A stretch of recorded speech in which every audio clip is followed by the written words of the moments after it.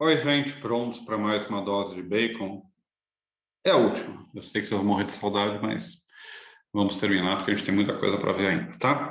Bom, gente, o que a gente vai ler agora é primeiro alguns trechos do primeiro livro do Francis Bacon, tá? Que se chama, vejam só, Aforismos sobre a interpretação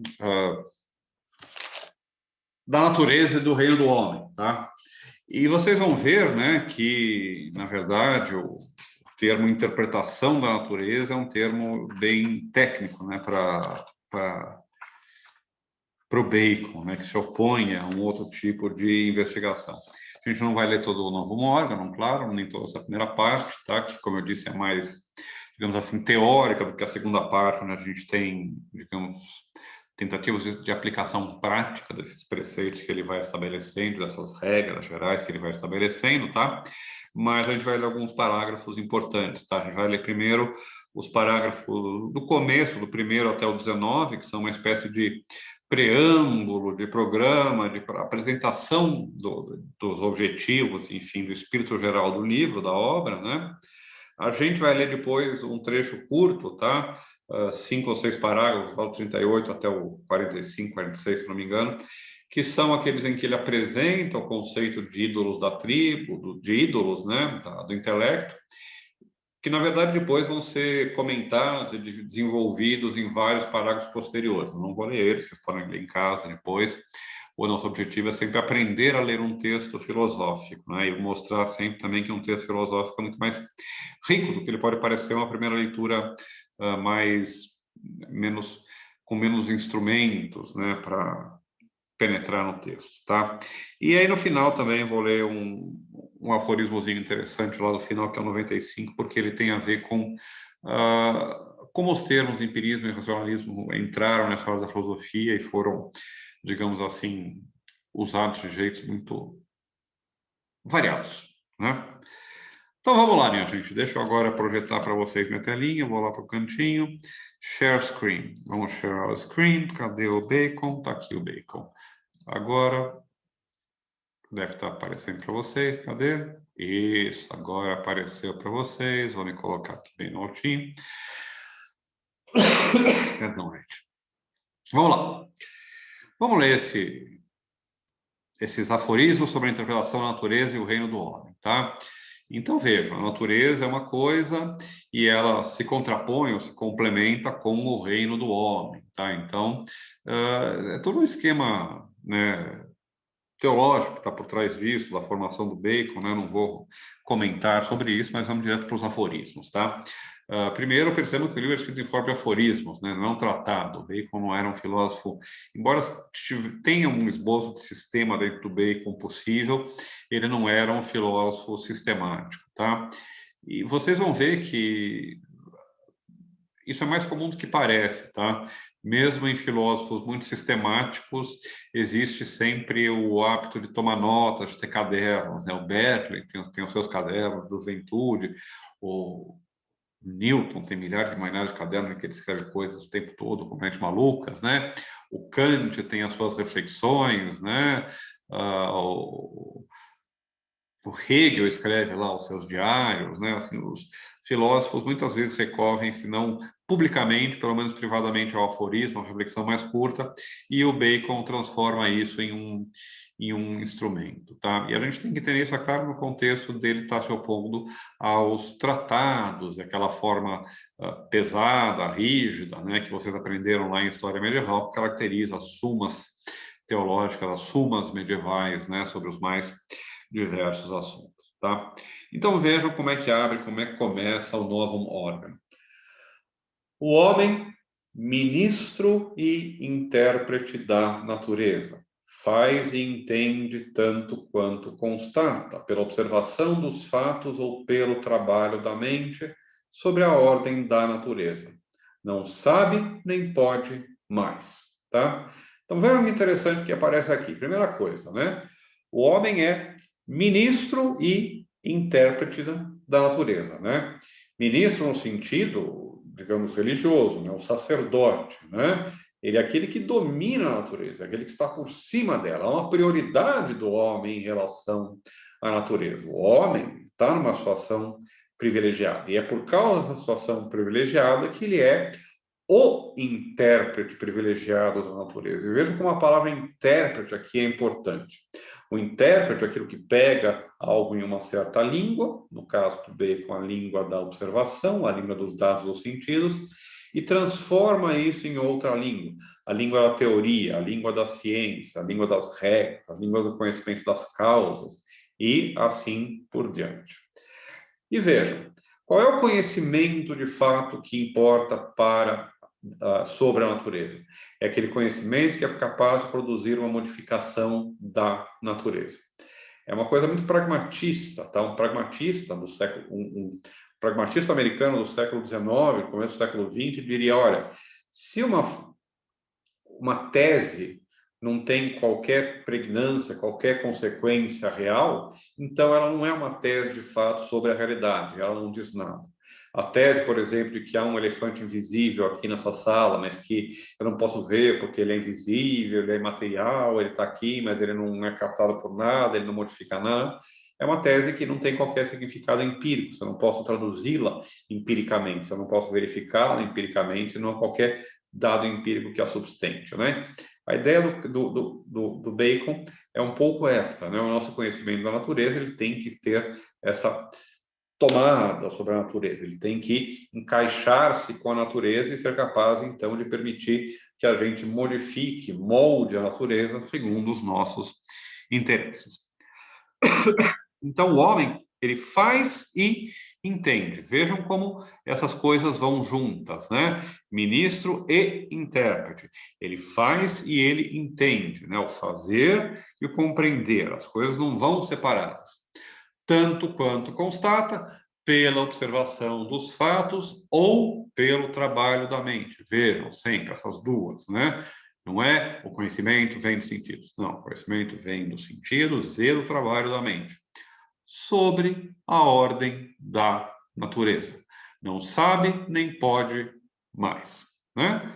Ele não é capaz de penetrar, por exemplo, em propriedades ocultas que estariam presentes dentro de certas substâncias, segundo o Aristóteles. Ele não é capaz de decifrar, né, os componentes últimos das coisas, pelo menos não no estado da ciência naquele momento, né? Então, o nosso limite de conhecimento da natureza é justamente aquilo até onde a gente pode chegar a modificar concretamente a natureza.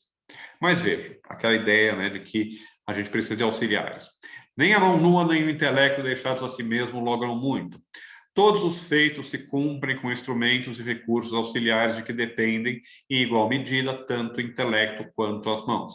Assim como os instrumentos mecânicos regulam e ampliam o movimento das mãos, os da mente aguçam o intelecto e o precavem.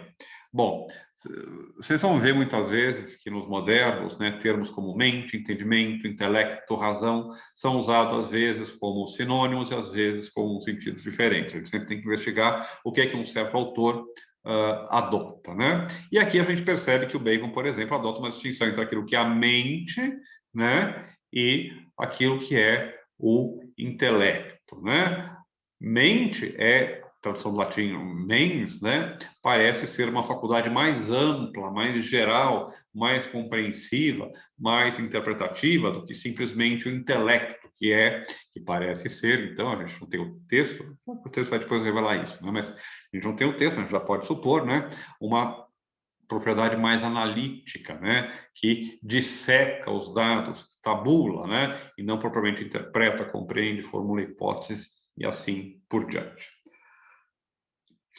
Ciência e vejam, agora aparece, né, o famoso saber é poder, tá? E vocês vão se decepcionar, porque não tem nada de tão bombástico quanto a citação costuma ser apresentada, né? Ele diz: ciência e poder do homem coincidem, uma vez que, sendo a causa ignorada, frustra-se o efeito. O conhecimento é idêntico ao poder, Porque é um conhecimento que não se traduz em uma capacidade, em poder, no sentido de uma capacidade de modificar o mundo, né? Um power, no sentido inglês, né? Uma capacidade, né? Então, se eu não sou capaz de produzir nada, eu não tenho, de fato, conhecimento, pois a natureza não se vence, senão quando se lhe obedece, né? Vejam, ciência e poder do homem coincidem, por quê? Porque eu só posso conhecer a natureza na medida em que eu a obedeço e uso aquilo que ela me fornece para posteriormente poder modificá-la. E o que a contemplação apresenta-se como causa é regra na prática, né? Vejam, aqueles termos causa, né, e regra. Quando pela contemplação eu descubro que algo é causa de algo, por exemplo, que o fogo é a causa do aquecimento da pedra, né? Então, isso na prática se transforma em regra. Se eu quero aquecer uma pedra, eu posso usar o fogo. Se eu quero aquecer uma pedra, eu posso usar eu posso usar o sol, né, para aquecer essa pedra, né? Na medida em que a contemplação formula uma regra, essa regra só tem sentido se ela pode ser aplicada na prática, ok? Será que eu estou gravando ou será que eu esqueci de gravar? Vamos ver. Eu estou recordando. Vamos fazer um stop share aqui para ver uma coisa. Ah, estou recordando sim. Então deixa eu fazer uma pausinha. Muito bem. Vamos voltar aqui o share screen. Share screen aqui. Share screen. Tum, tum, tum. Aparece screen. Aqui, bacon novo. Tá. Então, o tal do saber e poder é simplesmente isso. Ciência e poder do homem coincidem, uma vez sendo a causa não nada fosse seu efeito. Saber é poder porque o conhecimento que não é capaz de refletir-se em transformação concreta do mundo, em domínio do mundo, né? Não é conhecimento, pelo menos não é conhecimento da natureza, tá certo? Não é que quem tem o conhecimento é capaz de dominar o mundo, né? É capaz de dominar os outros, de virar um ditador, um Leviatã Robesiano ou qualquer coisa parecida, tá? Não tem esse sentido.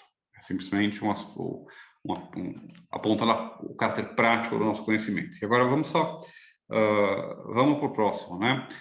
No trabalho da natureza, o homem não pode mais que unir e apartar os corpos. O restante realiza a própria natureza em si mesmo. Esse aforismo é interessante porque ele pode confundir a gente e fazer pensar que o Bacon é simplesmente um mecanicista, né? O mecanicista é aquele que acha que toda e qualquer relação física pode ser traduzida, pode ser explicada em termos das leis mecânicas de choque e impulso. Tudo que acontece, cores, sabores, odores, tempestades, raios, trovões, reações químicas, tudo, nosso crescimento, nossa morte, tudo pode ser explicado em termos de choque e repulsão de partículas mecânicas de átomos materiais indivisíveis, tá certo? Tem várias variações dentro desse mecanicismo, várias formas de atomismo que correspondem a esse mecanicismo, não necessariamente o mecanicismo é sempre atomista, mas tende a ser atomista, tá? Bom, agora o ponto é que o que o Bacon está dizendo aqui não é, olha, o mundo é feito de corpos e a gente só pode juntar e separar corpos, né?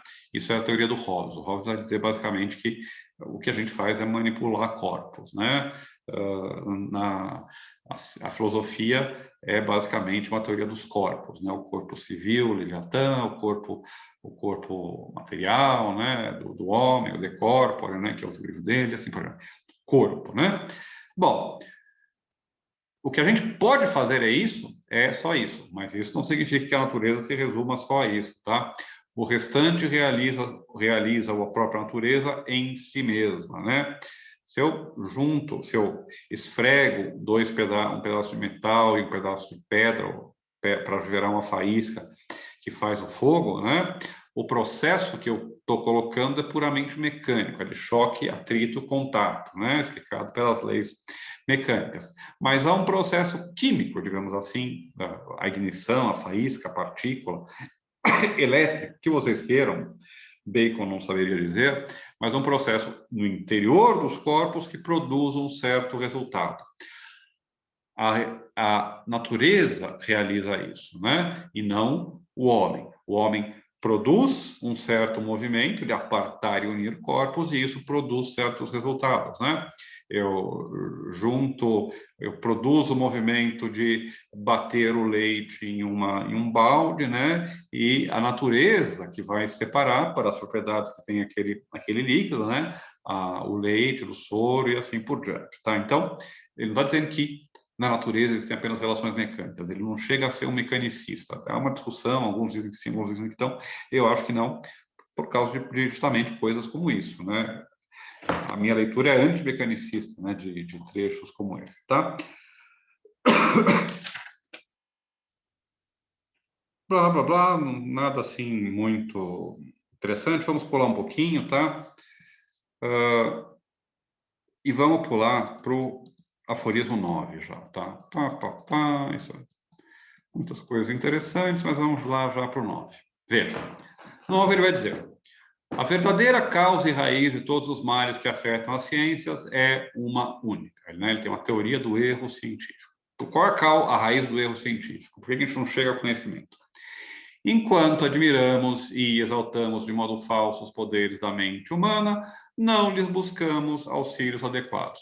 A verdadeira causa e raiz de todos os erros da ciência, então, é que a gente tem uma confiança irrestrita na mente humana, jamais a submete a uma crítica e busca, portanto, auxílios, ferramentas adequadas para corrigir as suas limitações. E por que a gente tem que fazer isso? Vejam o aforismo seguinte: a natureza supera em muito a complexidade e em complexidade os sentidos e o intelecto.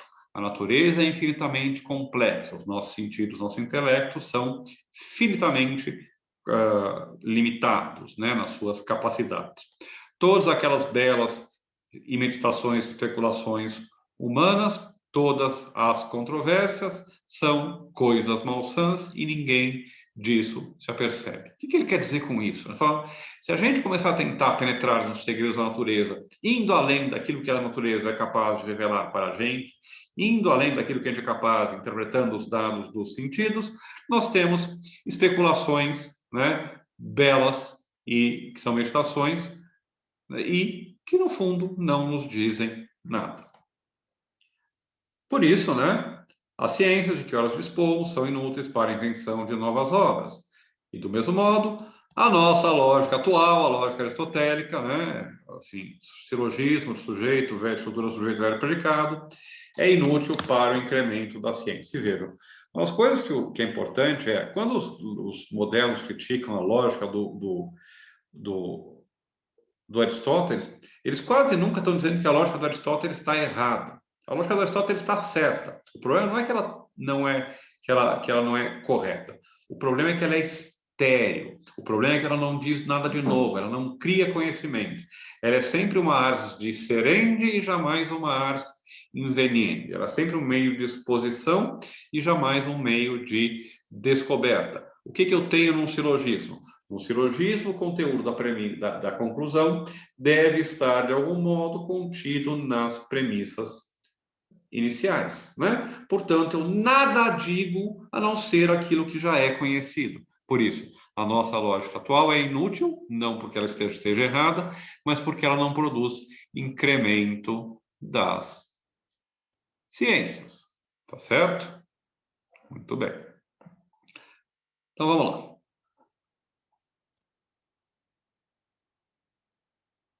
Queria fazer uma pausa aqui na gravação, mas eu não acho. Pronto, pausa para tirar o gato. Tem muito bicho aqui em casa, aí começam a pedir para sair, começam a pedir comida. Bom, então onde é que a gente estava, né? Então, a nossa lógica é inútil. E vejam, vejam como tem uma parte assim, basicamente o que ele vai começar a fazer aqui é bater, né, nos seus adversários. A lógica, tal como hoje é usada, mais vale para consolidar e perpetuar erros, fundados em noções vulgares, do que para a indagação da verdade, de sorte que é mais danosa que útil, né? Era um instrumento de exposição da verdade, como a gente confia em verdades que não foram somente garantidas pela interpretação do intelecto e apenas pelos sentidos ou pela tradição. Então, mesmo com a lógica correta, a gente chega em conclusões que são inadequadas, né? Do que para a negação da verdade, de sorte que é mais danosa que útil, tá? E veja o ponto aqui. O silogismo não é empregado para o descobrimento dos princípios da ciência. A lógica aristotélica não é uma técnica da descoberta, mas é apenas uma técnica de exposição. Ela não tem capacidade de invenção e descoberta científica, ela tem função meramente didática e pedagógica de tornar possível expor um conhecimento que já foi produzido. Como é que ele diz isso? O silogismo não é empregado para o descobrimento dos princípios das ciências. É baldada a sua aplicação a axiomas intermediários, pois se encontra muito distante das dificuldades da natureza. Assim é que envolve o nosso assentimento e não as coisas. A função do silogismo é o convencimento dos sujeitos, dos interlocutores, e não o conhecimento da natureza. E veja, ele fala, olha, a gente usa, quando ele fala de axiomas intermediários, a gente chega a conclusões que estão tão afastadas da natureza, né, que não adianta mais nada, né? Eu estou discutindo coisas que não têm mais, né, tomada, né, contato com o real. Agora veja uma coisa interessante, outra tese que é comum a todos os modernos, a vários modernos pelo menos, e que vai ser a base da teoria da linguagem moderna, no Hobbes, no Bacon, em todos que consideram que o significado é mental, né, ou é primariamente remetido ao mental, remetido às ideias, né? O silogismo consta de proposições. As proposições de palavras. As palavras são signos das noções, né? O silogismo consta de proposições, ou seja, de sentenças, né? SEP. As proposições de palavras, né? Termo sujeito, termo predicado, cópula, quantificador e o afirmativo negativo, né? E as palavras são os signos das noções, né? Noções, isto é, das nossas ideias, né? Pelo quê? Se as próprias noções que constituem as bases dos fatos são confusas e temerariamente abstraídas das coisas, nada que delas depende pode pretender solidez. Aqui está porque a única esperança radica na verdadeira indução, né? Não adianta eu tentar ver. Primeiro tem a filosofia da linguagem. A filosofia da linguagem, segundo o qual o significado das palavras corresponde às ideias, às noções, como ele diz aí, que nós temos na nossa mente, né?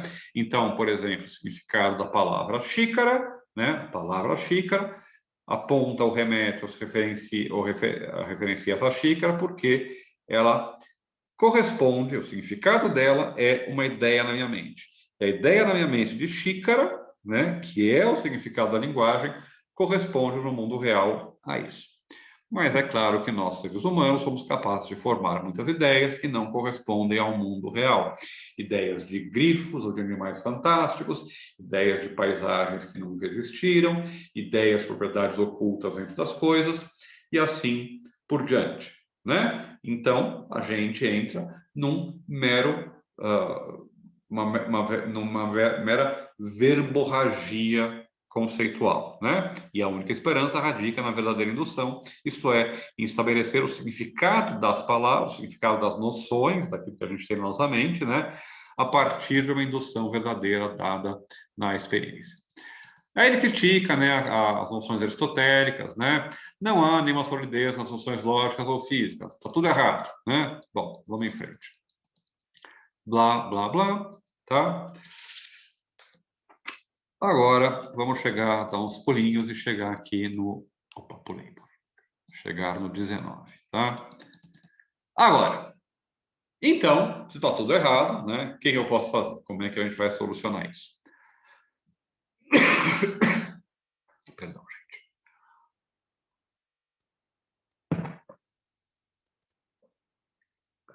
E, aforismo 19. Só há e só pode haver duas vias para a investigação e para a descoberta da verdade. Uma que consiste no saltar das sensações e das coisas particulares aos axiomas mais gerais, e a seguir descobrirem os axiomas intermediários a partir desses princípios e de sua inamovível verdade. Esta é a que ora se segue. A outra, que recolhe os axiomas usados nos sentidos de particulares, ascendendo contínuo gradualmente até alcançar, em último lugar, os princípios da máxima generalidade, né? Este seria o verdadeiro caminho, porém, ainda não estou instaurado. Vejam que o novo órgão é ele próprio concebido como um estudo preliminar. Ele é um método, ele aponta o caminho, né, para se construir uma nova ciência, mas ele próprio não constrói essa nova ciência. Lembre-se que o projeto do Bacon é o projeto de uma instauração, né? Uma grande instauração, uma grande refundação de todo o saber. Ele deixou, digamos assim, um mapa, né, que é um novo órgão e os fragmentos que tem, mas nunca concretizou isso. Então, vejam, quais são essas duas vias? Vamos lá, voltar lá. Uma, saltar das sensações das coisas particulares aos axiomas mais gerais, e a seguir descobrir-se os axiomas intermediários a partir desses princípios e de sua inamovível verdade. Tá? Eu vou simplificar muito, depois vocês vão lá ler a segunda parte se quiserem ver o que isso significa de fato, tá? Mas a ideia básica é eu colher vários casos na natureza, ver o que há de comum entre eles, o que há de diferente entre eles, excluir, então, os casos que não têm coisas em comum, como aqueles que podem causar um efeito em comum, né? Juntar e reunir aqueles que têm propriedades comuns e que causam efeitos comuns, e, no final, fazer uma espécie de depuração, tirar tudo aquilo que é supérfluo e estabelecer leis gerais sobre a natureza, né? Que, por exemplo, o fogo esquenta, que, por exemplo, a água ferve a 100 graus e assim por diante, tá? Bom, estabelecido isto, qual seria a segunda parte da investigação, né?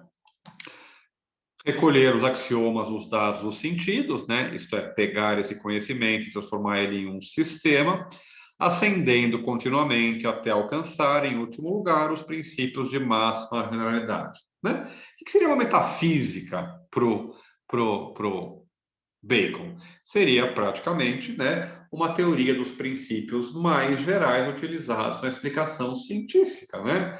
Princípios de os conceitos de causa, de efeito e assim por diante, né? A gente tem claramente aqui apontada uma metafísica bastante diferente da metafísica clássica, tá? Eu não vou entrar em detalhes, tá? Tem trecho em que ele vai distinguir, por exemplo, entre aquilo que é uma metafísica especulativa e uma metafísica operativa, né? E assim por diante. Mas, de modo geral, já há essa ideia de que a metafísica pode se tornar não tanto uma ciência dos princípios primeiros do ser, mas dos princípios primeiros da nossa explicação científica ou ainda dos princípios primeiros do nosso conhecimento, né? Embora ainda estejamos no domínio do método, está claramente apontado ao pronunciá-la no Bacon a virada epistemológica, a ênfase epistemológica que é típica de toda a filosofia moderna, tá certo? Então, esse parágrafo 19 resume um pouco o método do Bacon. Vamos pular, tá? Ele continua, blá, blá, blá, blá, e aí vamos para frente, chegar no 23, tá? O 23 está aqui. Não é pequena a diferença existente entre os ídolos da mente humana e as ideias da mente divina, ou seja, entre as opiniões inúteis e as verdadeiras marcas e impressões gravadas por Deus na criatura, tais como de fato se encontram, né? Ou seja, em nós temos a capacidade, porque Deus nos deu essa faculdade, tá? A faculdade da razão é inata para todos os modernos, tá? Quando alguém fala, Locke era contra as ideias natas, não existe nada inato em Locke, né? Por exemplo, não. Para ele, para todos os modernos, inclusive para os mais empiristas radicais, a faculdade da razão é humana. A gente não adquire a faculdade da razão da interação com a experiência, né? Então, há sempre uma coisa que é a priori, mesmo para o mais radical dos empiristas, tá? Veja como assim que esses rótulos muitas vezes confundem mais do que ajudam, né?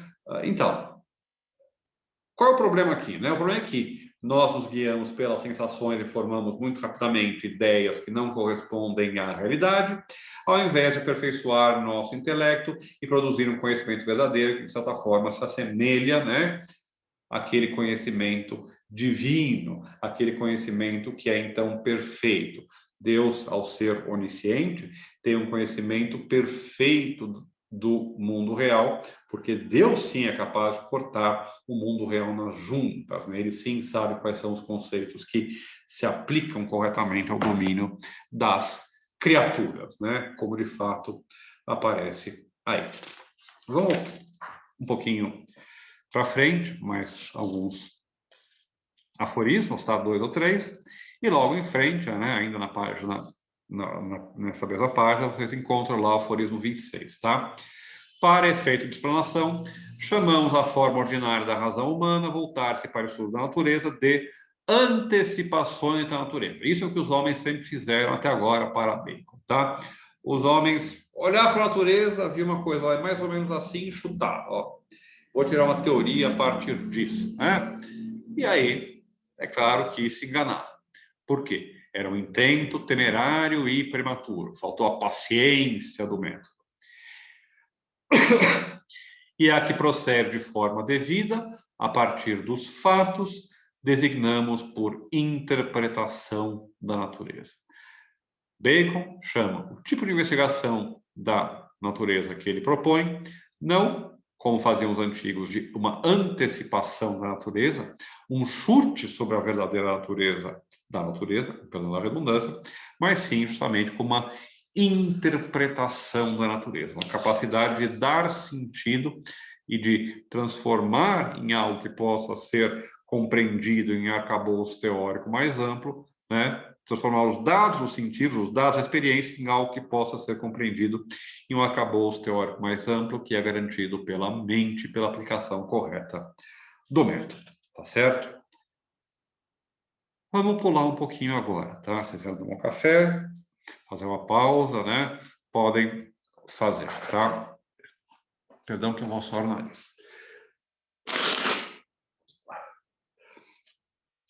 Esse tempo guarapuavano é sempre terrível, né? Bom, vamos pular um pouquinho agora e vamos lá para o 38. Parágrafo 38, então, que é onde começa o tratamento dos ídolos.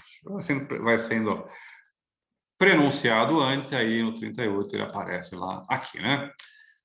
Os ídolos e noções falsas que ora ocupam o intelecto e neles se acham implantados não somente o obstruem a ponto de ser difícil o acesso da verdade, como mesmo depois do seu pórtico logrado e descerrado, poderão ressurgir como obstáculo à própria instalação da ciência, a não ser que os homens, já precavidos contra eles, se cuidem o mais que possam, tá? Quem teve aula comigo de lógica no primeiro ano se lembra que eu sempre falava dos vieses cognitivos, né? Os nossos preconceitos, né, implantados em nós pela cultura, implantados em nós pela biologia, por milhares de anos de evolução e seleção natural, né, e assim por diante. E é claro que sem ter todo esse arcabouço da ciência moderna, o nosso amigo Bacon percebia muito claramente que os homens muitas vezes são guiados nas suas conclusões, na escolha dos seus valores, não por uma investigação franca, ponderada e demorada e refletida sobre o mundo, mas simplesmente pelos seus preconceitos, por aquilo que ele aprendeu dos pais, na igreja, na escola, né, e assim por diante. Mas vamos ver qual é a descrição que ele faz e quais são os casos que ele encontra, então, de ídolos.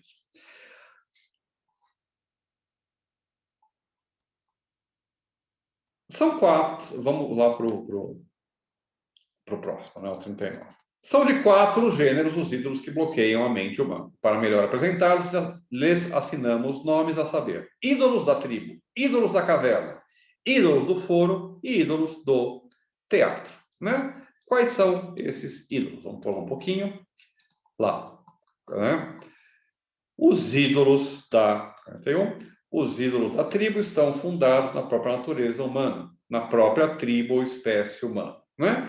Então, são aqueles, os ídolos da tribo são aqueles que têm a ver com a constituição, né, física, psicológica do ser humano. E é falsa a asserção de que os sentidos do homem são a medida das coisas. Muito ao contrário, todas as percepções, tanto dos sentidos como da mente, guardam analogia com a natureza humana e não com o universo, né? O intelecto humano é semelhante a um espelho que reflete desigualmente os raios das coisas e dessa forma as distorce e as corrompe, tá certo? Veja, o que significa dizer que é falsa a asserção de que os sentidos do homem são a medida das coisas? A referência aqui, é claro, é ao Protágoras, né? E a famosa frase de que o homem é a medida de todas as coisas, a medida em que, das que são na medida em que são e das que não são na medida em que não são. E o que o Bacon está dizendo aqui, obviamente, que isso é falso, né? Nós somos a medida da nossa própria percepção e não das próprias coisas. Quando nós medimos as coisas pela nossa régua, nós estamos simplesmente aplicando, né, esse nosso viés tão humano, tão restrito, a algo que é muito mais amplo. Por isso que a gente distorce e corrompe, tá certo? Né? Por exemplo, julgar apressadamente. A gente sempre vê uma coisa uma ou duas vezes, junta com outra e sempre associa e tende a associar isso para sempre, tá? Depois ele descreve lá e dá vários exemplos. Os ídolos das cavernas são dos homens enquanto indivíduos. São aqueles... Os ídolos da caverna, a referência aqui, obviamente, é ao Platão, tem a ver com a formação que nós tivemos, né? Com aquilo que nos foi dado, aquilo que nós carregamos desde que éramos crianças e que nós fomos, digamos assim, introjetando. Tem a ver com aquilo que está dentro de nós, né? Com aquilo que hoje seria chamado, talvez, de inconsciente, né? Embora é claro que essa ideia não exista de modo algum no Bacon, é só para vocês entenderem um pouco o que ele está querendo dizer, né?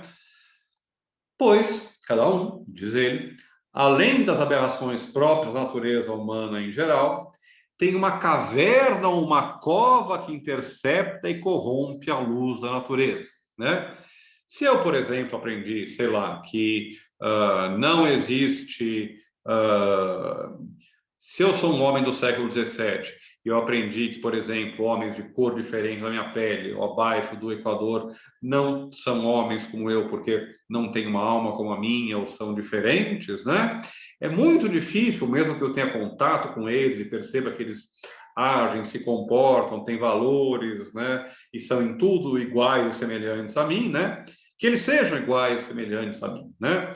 E isso vem, obviamente, da minha formação, dos preconceitos que foram adquiridos, né? São prévios em relação ao meu contato direto com aquela experiência que eles servem para julgar, né?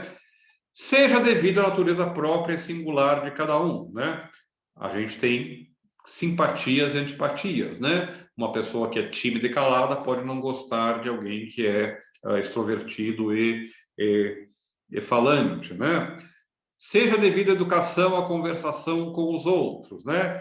Se eu fui criado num meio religioso, é claro que eu tendo a interpretar o mundo a partir de crenças que são de natureza religiosa.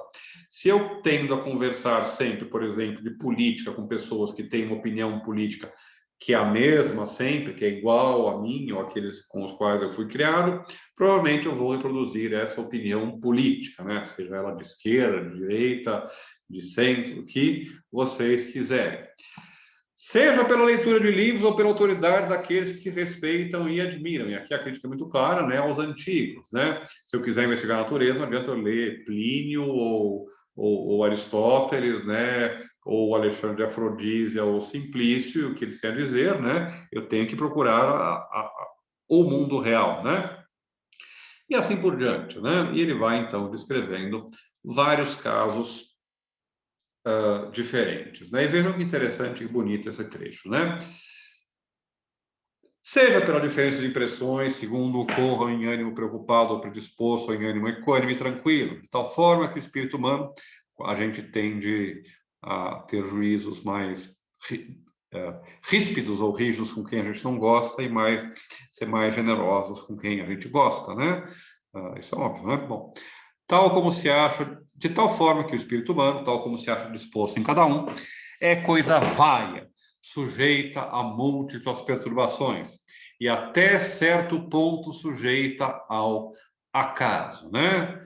O homem é um turbilhão de emoções onde muito pouco se explica. Lembra que eu falei de inconsciente, que não é uma noção que existe ainda nesse momento, mas o acaso aponta para isso. Nós não somos capazes, muitas vezes, de dar conta das razões pelas quais a gente tem certas preferências ou certas crenças.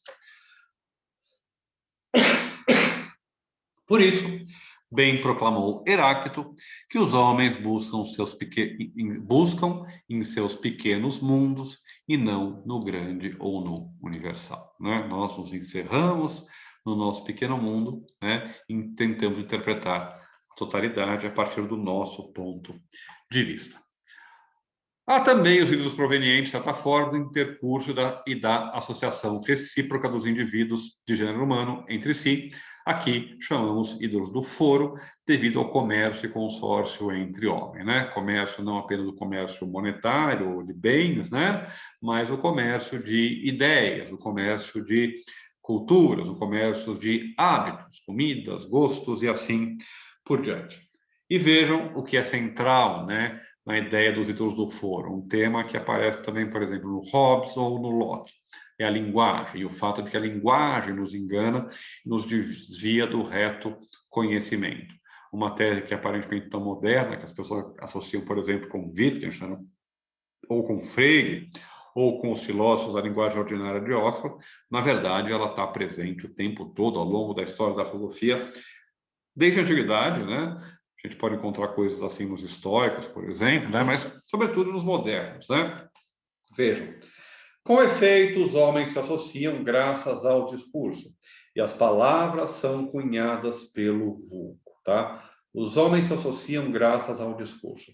A sociabilidade humana depende da linguagem. Não é possível a sociedade ou comunidade humana não ser pela ferramenta, pelo viés da linguagem. Uma sociedade de homens que tem regras, leis, valores e assim por diante, técnica e ciência, sem ter linguagem, é absurda. Outra coisa interessante nessa passagem é que aparece muito claramente uma tese comum na época, que é sobre o caráter convencional, arbitrário da linguagem. Existem muitos naturalistas quanto ao significado da linguagem.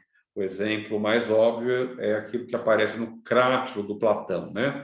As palavras significam certas coisas por uma espécie de relação natural, né?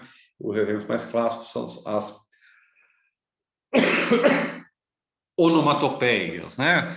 O quack-quack representa o grasnar do pato, né? E assim por diante. Mas, em geral, nós tendemos a ser convencionalistas e a reconhecer o caráter arbitrário da linguagem, né?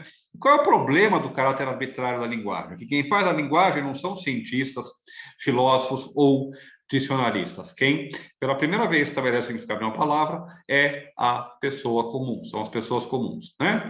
As palavras, vejam, as palavras são cunhadas pelo vulgo.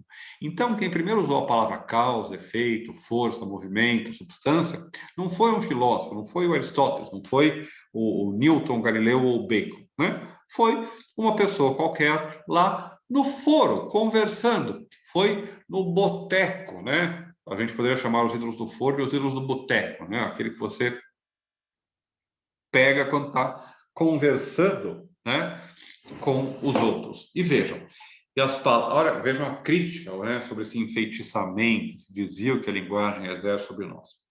E as palavras impostas de maneira imprópria e inepta bloqueiam espantosamente o intelecto. Se eu não tenho a palavra correta, eu não posso tratar corretamente de um fenômeno, tá? Um exemplo que vocês vão encontrar o tempo todo, né? Hoje as pessoas usam muito a palavra comunista, tá?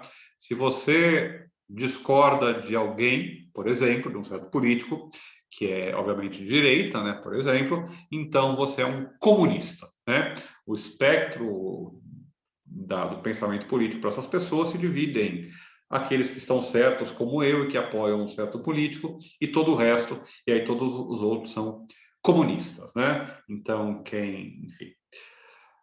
Obviamente, quando eu faço isso, o que estou fazendo? Eu estou esvaziando o sentido da palavra. Não tem nenhum sentido na palavra comunista, né? Se comunista é aquele que apoia, que não gosta de simplesmente não gosta de um certo político, né? Então, a palavra não é explicativa, ela não me permite distinguir, na realidade, por exemplo, seguidores de uma certa corrente político-filosófica derivada de Karl Marx, do socialismo do século XIX e assim por diante, que pretende abolir o Estado, só de classes, blá, blá, blá, né? E que é um fenômeno concreto, né?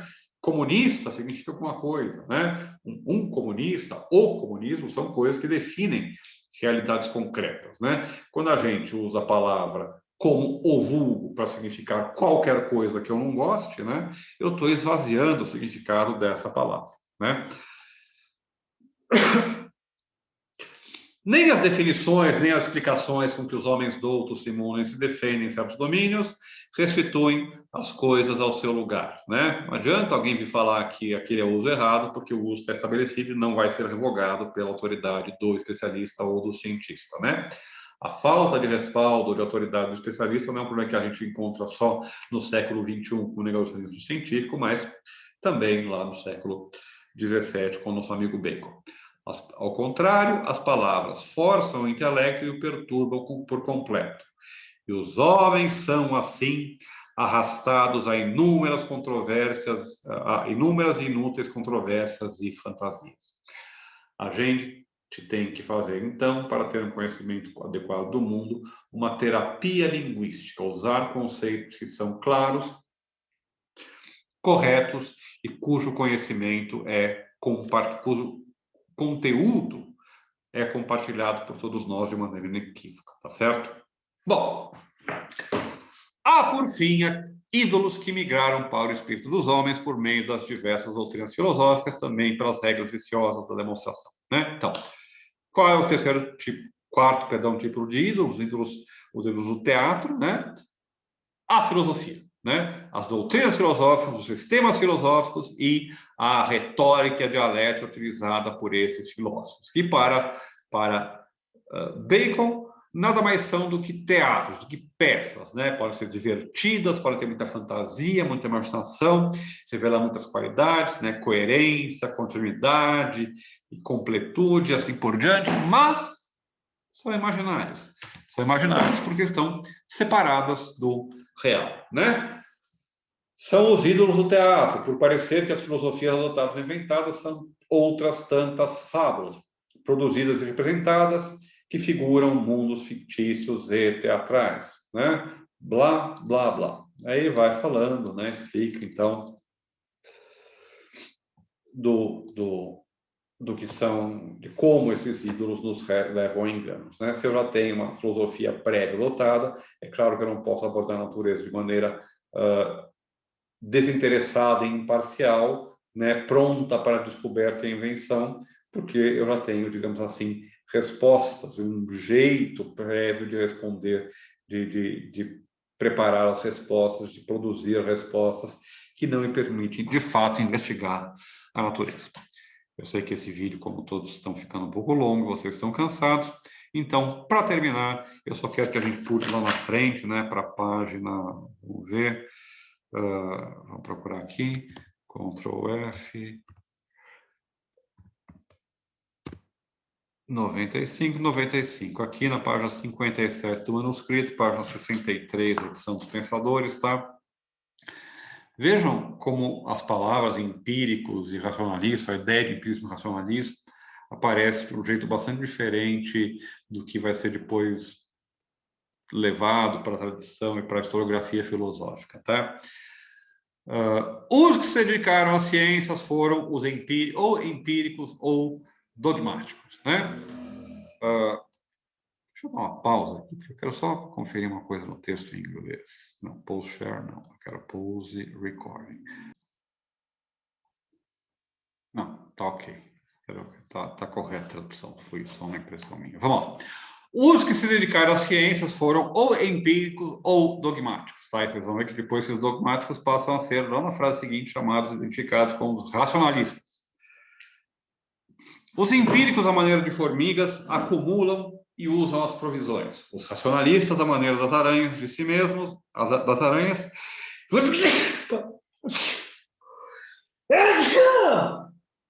Desculpa, gente. Desculpa. Deixa eu só o nariz.